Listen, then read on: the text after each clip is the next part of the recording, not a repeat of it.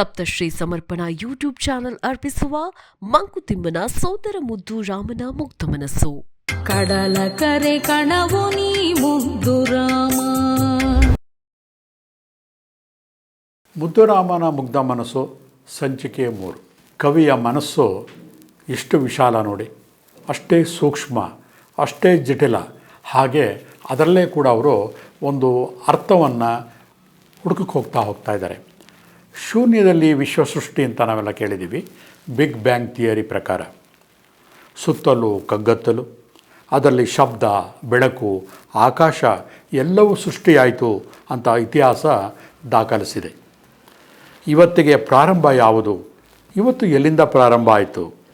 ಯಾರೂ ಇಲ್ಲದ ಶೂನ್ಯದಲ್ಲಿ ಈ ಜಗತ್ತು ಹೇಗೆ ಸೃಷ್ಟಿಯಾಯಿತು? ಈ ಒಗಟು ಬಲು ಜಟಿಲ. ಆದರೆ ಕವಿಯು ತನ್ನ ಕಾವ್ಯದಲ್ಲಿ ಹೇಳ್ತಾನೆ, ಸೃಷ್ಟಿಯ ಚಿರ ಮೌನಕ್ಕೆ ನಾವು ಶರಣಾಗಬೇಕು. ಇದಕ್ಕೆ ಅರ್ಥ ಹುಡ್ಕೊಂಡು ಹೋಗಬಾರ್ದು. ನಾವು ಚಿರ ಮೌನವೇ ಇದಕ್ಕೆಲ್ಲ ಉತ್ತರ. ಸೃಷ್ಟಿಯ ಆದಿ ಅಂತ್ಯ ಯಾರಿಗೆ ತಾನೇ ಗೊತ್ತಿರುತ್ತೆ. ಹಾಗಾಗಿ ಆ ಒಂದು ನಿಗೂಢತೆಯನ್ನು ನಿಗೂಢವಾಗಿ ಇಟ್ಕೊಂಡ್ರೆ ಚೆನ್ನಾಗಿರುತ್ತೆ ಅಂತ ಕವಿ ತನ್ನ ಈ ಗಾಯನದಲ್ಲಿ ಪ್ರಸ್ತುತಪಡಿಸ್ತಾ ಹೋಗ್ತಾ ಇರ್ತಾರೆ. ಬನ್ನಿ ಕೇಳೋಣ. ಯಾವುದಿಂದಿಗೆ ಆದಿ ಅಂದರೇನು ಇದರ ಕತೆ, ಏನಿತ್ತು ಏನಿಲ್ಲ ಕಗ್ಗತ್ತಲಲ್ಲಿ. ಯಾವುದಿಂದಿಗೆ ಆದಿ ಅಂದರೇನು ಇದರ ಕತೆ, ಏನಿತ್ತು ಏನಿಲ್ಲ ಕಗ್ಗತ್ತಲಲ್ಲಿ.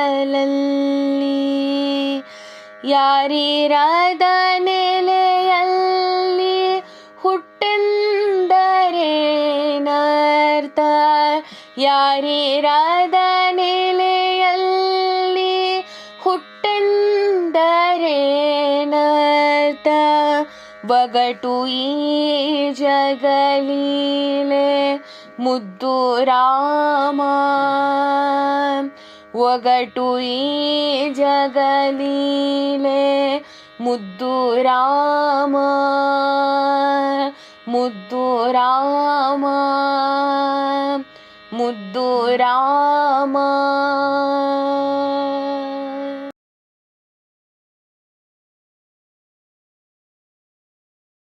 ಸಪ್ತಶ್ರೀ ಸಮರ್ಪಣಾ ಯೂಟ್ಯೂಬ್ ಚಾನೆಲ್ ಅರ್ಪಿಸುವ ಮಂಕುತಿಮ್ಮನ ಸೋದರ ಮುದ್ದು ರಾಮನ ಮುಗ್ಧ ಮನಸ್ಸು. ಕಡಲ ಕರೆ ಕಣವು ನೀ